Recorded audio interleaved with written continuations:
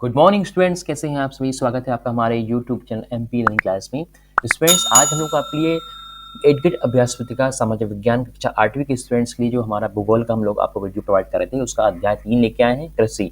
इसके पहले के वीडियो में आपको हमने क्या किया था, अध्याय 2 का प्रोवाइड कर दिया था। आज हम देखेंगे अध्याय 3 कृषि के बारे में, जो कि भूगोल का 3rd नंबर का चैप्टर है।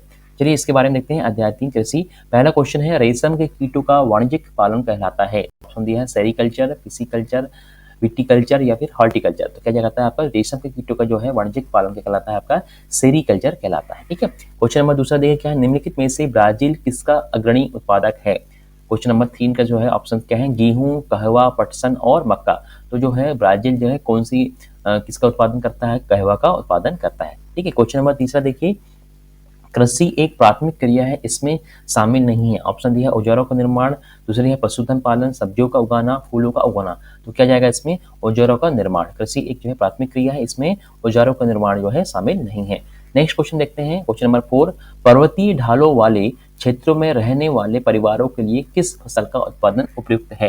तो पर्वतीय ढालों वाले क्षेत्रों में रहने वाले परिवारों के लिए जो है ऑप्शन में दिया है गेहूं, चावल, मक्का और कॉफी। तो इसमें क्या है, कॉफी का जो है फसल का उत्पादन क्या होता है, उपयुक्त माना जाता है पहाड़ी क्षेत्र वाले या पहाड़ी ढलानों वाले क्षेत्रों के लिए। क्वेश्चन देखिए 5 का दिया है, वाणिज्यिक कृषि के लिए उपयुक्त कथन है। तो ऑप्शन में दिए हैं अधिक पूंजी का उपयोग होता है, छोटे भूखंडों में कृषि कर सकते हैं हम लोग, भूमि गुणवत्ता प्रभाव होने पर भूमि को छोड़ना, अधिकांश कार्य मशीन द्वारा करना। इसमें देखिए दो चीज आपकी इंपॉर्टेंट लग रही है, इसमें आपका अधिक पूंजी का उपयोग करना पड़ता है इसमें, और आपका इसमें क्या है, अधिकांश कार्य मशीनों द्वारा किया जाता है। तो आपका जो है बी आपका पहला और आपका चौथा जो है आपका सही है जाएगा, ये कथन सही में। ठीक है। चलिए नेक्स्ट क्वेश्चन देखते हैं हम लोग। इसमें रिक्त स्थान की पूर्ति करना है, रिक्त स्थान की पूर्ति करना है आपको। तो पहला क्या दिया है, जैविक कृषि में खालिस्तान का उपयोग नहीं किया जाता है। तो जैविक कृषि में रासायनिक खादों का जो है उपयोग नहीं किया जाता है। दूसरा देखिए, कपास खालिस्तान वस्त्र उद्योग के लिए एक महत्वपूर्ण कच्चा माल है। तो कपास जो है सूती वस्त्र उद्योग के लिए क्या है, एक तरह का महत्वपूर्ण कच्चा माल है। ठीक है। क्वेश्चन नंबर तीसरा देखिए, आधुनिक फॉर्म में किसान खालिस्तान की तरह कार्य करते हैं।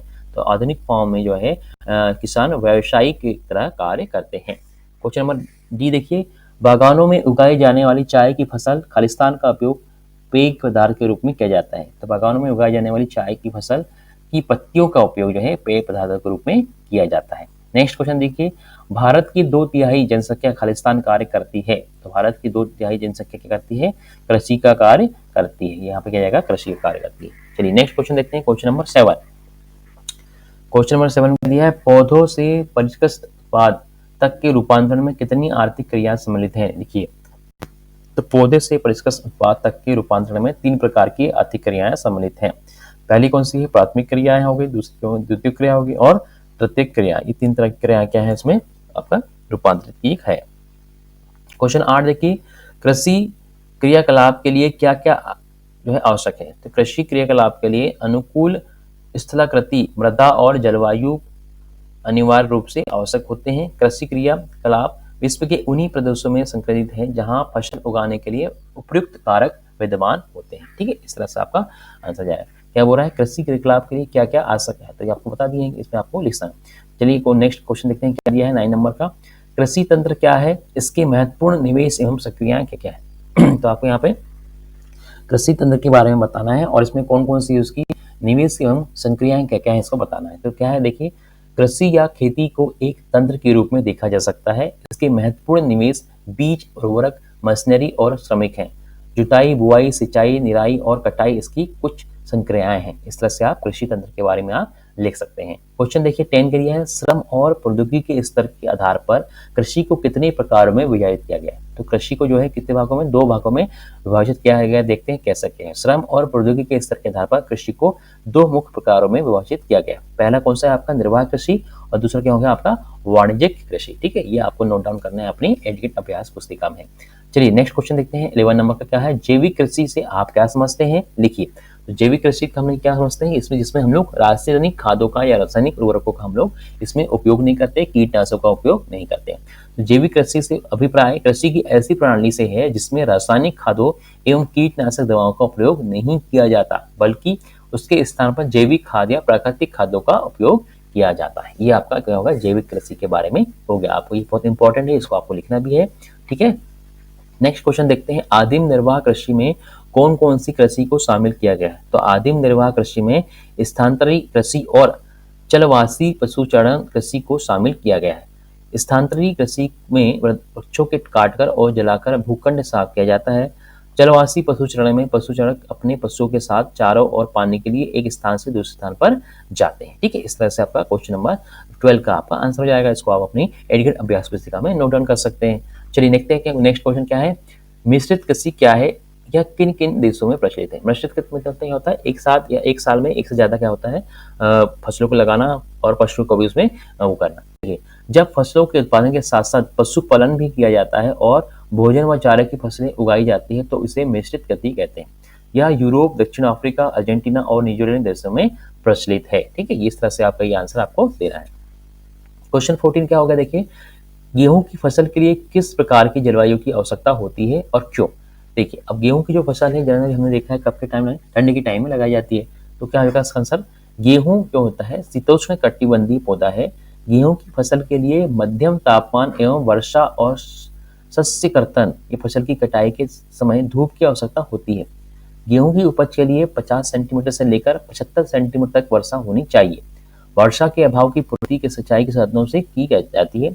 गेहूं की अच्छी उपज के लिए समतल उपजाऊ विस्तृत मैदान उपयुक्त होते हैं। इसकी उपज के लिए अच्छा जल निकास वाली दोमट मिट्टी की भी उत्तम होती है। तो आपको ये इस तरह से जो है गेहूं की जो फसल को अगर आपको उगाना है तो उसके लिए या किस तरह से जलवायु की आवश्यकता होगी, किस तरह से मृदा की आवश्यकता होगी, ये आपको इस आंसर में हमने बता दिया है, जिसको आपको अपने एडीगेट अभ्यास पुस्तिका में नोट डाउन कर लेना है। चलिए देखते हैं नेक्स्ट क्वेश्चन क्या है। 15 नंबर का, कपास की खेती के लिए किस प्रकार की जलवायु और मृदा उपयुक्त होती है? तो कपास एवं नकदी जो है, कपास से क्या है, नकदी फसल है। इसकी वृद्धि के लिए उच्च तापमान, हल्की वर्षा, 200 से लेकर 210 पाला रहित दिन और तेज चमकती धूप की आवश्यकता होती है। ठीक है, यह काली और जड़ों मृदा में सर्वोत्तम उगती है। कपास की फसल मुख्यतः चीन, भारत, ब्राजील, पाकिस्तान और संयुक्त राज्य अमेरिका में होती है। ये जनरली क्या है आपको हमारे यहाँ पे भी होती है, भारत में भी, और जो दूसरे देश जैसे चीन है, ब्राजील है, पाकिस्तान है और संयुक्त राज्य अमेरिका है, यहाँ पे भी क्या है कपास की खेती की जाती है। क्वेश्चन नंबर 16 क्या है, खाद्य सुरक्षा से क्या आशा है? आपको खाद्य सुरक्षा के बारे में बताना है। ठीक है, खाद्य सुरक्षा से क्या आशा है ये आपको बताना है। तो खाद्य सुरक्षा जो है से आशय पदार्थों की सुनिश्चित आपूर्ति एवं जनसामान्य के लिए भोज्य पदार्थों की उपलब्धता से है। पूरे विश्व में खाद्य सुरक्षा सदा से एक चिंता का विषय रहा है। जब भी खाद्य उत्पादन में विश्व की वितरण की समस्या आती है तो सहज ही निर्धन परिवार इससे प्रभावित होते हैं। ये आपके खाद्य सुरक्षा के बारे में आंसर हो गया। नेक्स्ट देखते हैं क्वेश्चन नंबर 17 क्या है, आपके आसपास के क्षेत्र में किन किन फसलों का उत्पादन किया जाता है, इन्हें उद्यान तथा व्यापारिक फसलों में वर्गीकृत कीजिए।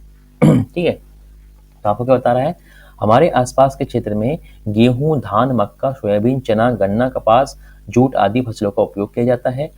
खाद्यान्न फसलें कौन सी है इसमें? आपका गेहूं हो गया, धान हो गया, मक्का, सोयाबीन आदि हमारी खाद्यान्न है। और व्यापारिक फसलें कौन सी है? आपका गन्ना है, कपास, जूट, ये सब क्या है आपकी व्यापारिक फसलें आती है। ठीक है, इस तरह से क्वेश्चन नंबर 17 का आंसर हो गया। अब टोटल जो 17 क्वेश्चन थे इस अध्याय 3 में कृषि के, इसमें हमने आपको कंप्लीट कर दिया है। ठीक है, तो आपको इसे ध्यान से पढ़ के इसको ध्यान से वीडियो देखना है और इसको अपने नोटबुक में जो एडीगेट अभ्यास है उसमें नोट डाउन कर लेना है, क्योंकि इसमें से बहुत सारे क्वेश्चन आपके जो एग्जाम्स होते हैं क्वार्टरली, मंथली, है ना, जिसमें है आपका वार्षिक क्वेश्चन उसमें भी आते हैं, तो आपको अच्छे से तैयार करना है। तो वीडियो कैसा लगा हमें कमेंट बॉक्स में बताइए। वीडियो को लाइक करिए, शेयर करें अपने फ्रेंड्स को और चैनल को सब्सक्राइब जरूर कर दीजिए, ताकि इसके आने वाले जो वीडियोस हैं आपको तुरंत मिल जाएंगे। ठीक है, तो वीडियो देखने के लिए बहुत बहुत धन्यवाद। Thanks for watching.